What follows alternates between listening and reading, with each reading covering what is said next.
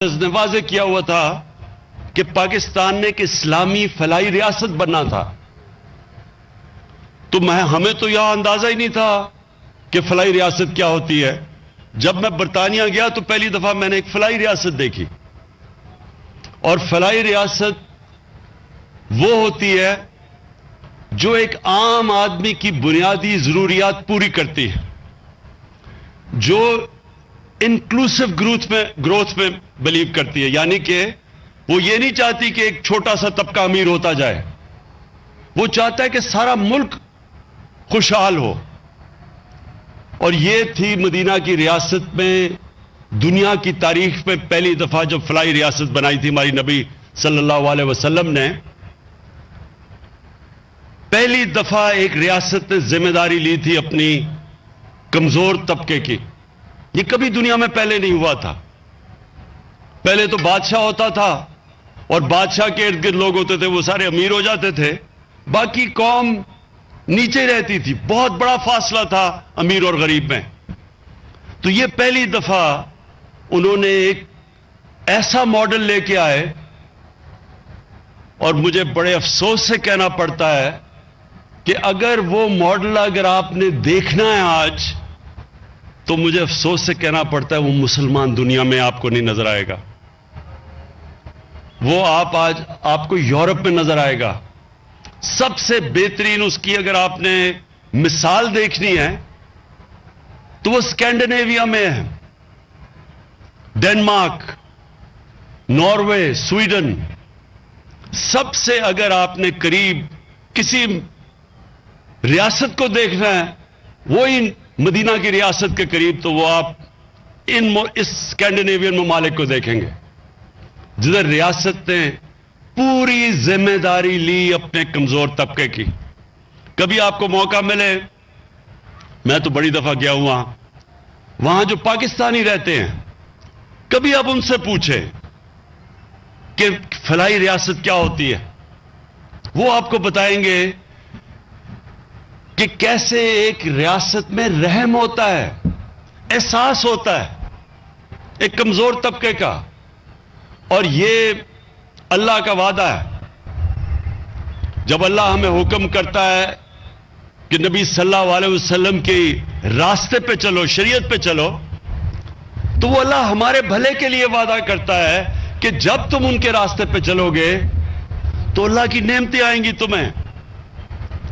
نماز میں آپ صرف ایک چیز مانگتے ہیں کہ اللہ مجھے ان کے راستے پہ لگا جن کو تو نے نعمتیں بخشی۔ وہ کس کا راستہ تھا؟ جس کو سب سے زیادہ اللہ نے نعمتیں بخشی اور اپنا قرآن شریف میں جو کہا میرا حبیب ہے، وہ ہمارے نبی صلی اللہ علیہ وسلم تھے۔ تو جب اللہ ہمیں حکم کرتا ان کے راستے پہ چلو، وہ ہماری بہتری کے لیے کہتا ہے۔ جو بھی انسان ان کے راستے پہ چلے گا اللہ اس کو عظمت دے گا۔ جو قوم مدینہ کی ریاست جو ان کی سنت ہے اس پہ چلے گی، وہ قوم اٹھ جائے گی۔ تو آج اگر آپ اسکینڈینیویا میں دیکھیں گے تو ان کے پاس کوئی اتنے وسائل نہیں ہیں۔ میں آپ کو یقین سے کہتا ہوں کہ پاکستان میں زیادہ وسائل ہیں سارے اسکینڈینیوین ممالک سے، لیکن وہاں خوشحالی دیکھیں۔ ترستے ہیں ہمارے بیچارے پاکستان کے لوگ کہ کہیں ہمیں ویزا مل جائے اور ہم وہاں چلے جائیں۔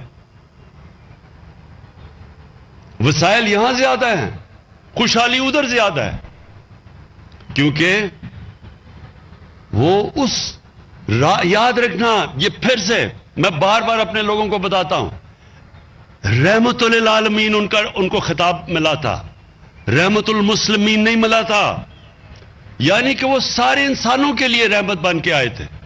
تو جو ان کے قدموں پہ چلے گا، چاہے وہ مسلمان ہو یا نہ ہو، اس نے اوپر چلے جانا ہے۔ تو اس لیے آج وہاں خوشحالی ہے، اور مجھے افسوس سے کہنا پڑتا ہے کہ دنیا کی تاریخ کا واحد ملک جو اسلام کے نام پہ بنا تھا، جس کا نعرہ تھا کہ پاکستان کا مطلب کیا، لا الہ الا اللہ، وہ نعرہ تو لگاتے رہے ہیں ہم۔ سب سے زیادہ دنیا میں تو جب بھی مکہ یا مدینہ گیا ہوں سب سے زیادہ پاکستانی ملتے ہیں آپ کو۔ یا ہم سب سے زیادہ روزے بھی رکھتے ہیں، سب سے زیادہ یہ نمازیں بھی پڑھی جاتی ہیں. ہماری تبلیغی جماعت دیکھیں کہ اللہ کی راہ میں لوگوں کو لانے کے لیے کتنی بڑی تبلیغی جماعت ہے, بڑے بڑے اجتماع ہوتے ہیں, لیکن ہم اس راستے پر کبھی نہیں چلے جس کے اوپر ہمیں حکم ہے. تو یہ جو آج ہم پنجاب کی گورنمنٹ جو آج ہم یہ قدم اٹھا رہے ہیں, ہم یہ اس راستے پر لگے ہیں. اب تک تو وہ راستہ ادھر تھا تو ہم ادھر جا رہے تھے, اب ہم اس راستے کے اوپر آ رہے ہیں جو اس قوم کی عظمت کا راستہ ہے, جو اس قوم کو اوپر لے کے جائے گا. میں یہاں پاکستان کے حکمرانوں کو دیکھتا تھا, کوئی کہتا تھا جی میں پاکستان کو ایشین ٹائیگر بنا دوں گا. ایشین ٹائیگر کیا مقابلہ کر سکتا ہے جو مدینہ کی ریاست کہ جو ایک قوم کھڑی ہوئی تھی جسے دنیا کی امامت کی تھی؟ ایشین ٹائیگر تو کوئی چیز ہی نہیں اس کے سامنے. ہم اس راستے پہ جانا چاہتے ہیں جس کے لیے پاکستان بنا تھا. اگر پاکستان اس راستے پہ نہیں چلے گا تو یاد رکھیں یہ بہت بڑا دھوکہ تھا ہندوستان کے مسلمانوں پہ. ان بیچارے لوگوں نے وہاں جن کو پتا تھا کہ وہ پاکستان میں نہیں آئیں گے, انہوں نے بھی پاکستان کے لیے ووٹ ڈالی تھی. وہ سارے دعا کرتے تھے پاکستان کے لیے, اور وہ اس لیے کرتے تھے کیونکہ انہوں نے علامہ اقبال نے جو مسلمانوں کو, ہندوستان کے مسلمانوں کو جو خواب دی تھا کہ ہم ایک مثالی اسلامی ریاست بنائیں گے, انہوں نے اس کے لیے ووٹ ڈالی تھی. اور ہم نے اس سے تقریروں میں تو بڑا نام لیا ہم نے اسلام کا اور اس ریاست کا, لیکن عملی طور پہ ہمارا کوئی تعلق ہی نہیں اس ریاست سے جو اس کو بننا چاہیے تھا. تو یہ جو 3 کروڑ خاندانوں کو تقریباً 400 ارب روپیہ اس کا وہ خرچ کر کے ہیلتھ انشورنس جو ملے گی, میں یہ اس لیے بار بار آپ کو خراج تحسین پیش کرتا ہوں, عثمان بزدار آپ کو اور ڈاکٹر یاسمین آپ کو اور آپ کے ساری ٹیم کو, کہ یہ انشاءاللہ یہ وقت بتائے گا کہ آپ نے یہ وہ کام کیا ہے کہ یہ ہم یہ میٹرو ٹرین اور اورنج ٹرینوں کے اوپر جتنے مرضی اتنے پیسے خرچ کر دیتے ہیں, وہ وقت بتائے گا کہ وہ کتنا فائدہ پہنچائے گی. پیسہ تقریباً اتنا ہی ہے, اور یہ اس ملک کو کدھر لے کے جائے گا جو آج آپ نے قدم اٹھایا ہے.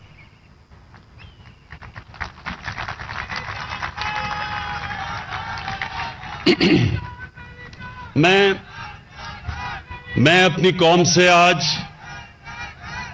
اس بڑے خوشی کے دن میں اپنی قوم سے پھر سے ان کو ایک چیز یہ بتانا چاہتا ہوں کہ دیکھیں اللہ کا حکم ہے